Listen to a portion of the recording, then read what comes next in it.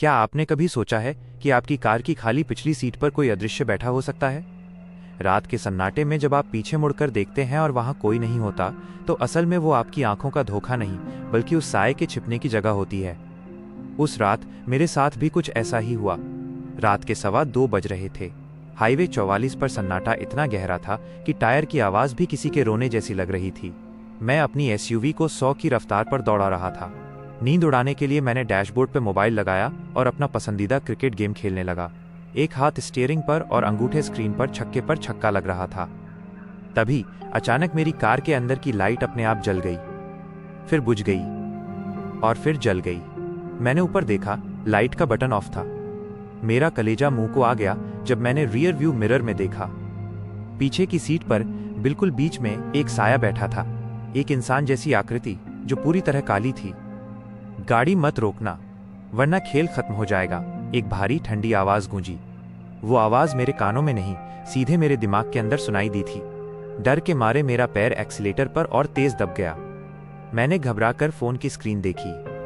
Game में जो batsman था उसका चेहरा अब मेरी शक्ल जैसा दिखने लगा था, और जो बॉलर था उसका चेहरा उस साये जैसा था जो पीछे बैठा था। तुम कौन हो? मेरी गाड़ी में कैसे आए? मेरी आवाज फटी जा रही थी। उसने कोई जवाब नहीं दिया, बस अपना एक बर्फ जैसा ठंडा हाथ मेरे गले की तरफ बढ़ाया। शीशे में मैंने देखा, उसके नाखून किसी जानवर की तरह नुकीले और काले थे। जैसे ही उसकी उंगली मेरी गर्दन को छुई, मुझे ऐसा लगा जैसे किसी ने गरम सलाख मेरे मांस में उतार दी हो।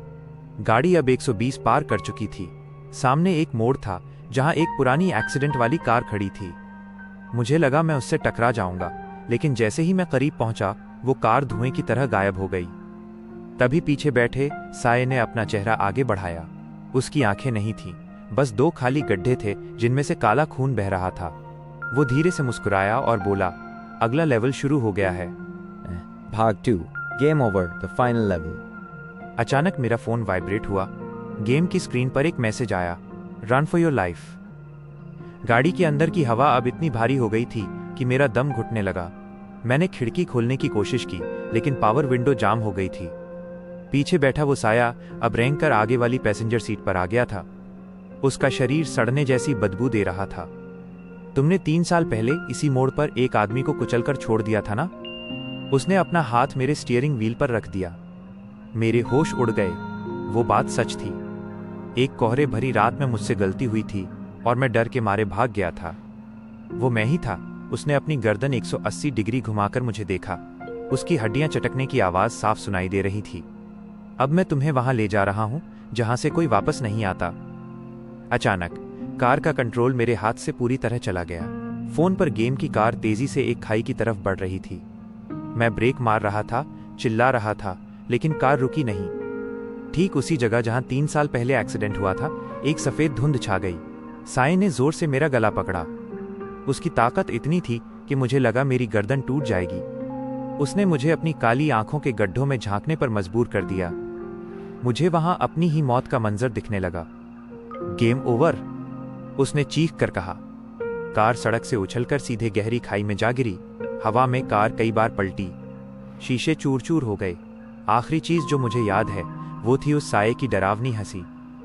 अगले दिन पुलिस को पहाड़ी के नीचे कार का मलबा मिला। कार बुरी तरह पिचक चुकी थी, लेकिन ताज्जुब की बात यह थी कि ड्राइविंग सीट पर कोई नहीं था। ड्राइवर का कहीं पता नहीं चला। पुलिस को बस एक मोबाइल फोन मिला। फोन की स्क्रीन टूटी हुई थी, लेकिन उस पर गेम चालू था। स्क्रीन पर एक स्कोर बोर्ड था जिसमें लिखा था, विनर द पैसेंजर लूजर, आपका नाम। और उस फोन के फ्रंट कैमरे में एक तस्वीर कैद थी जो एक्सीडेंट के ठीक 1 सेकंड पहले की थी।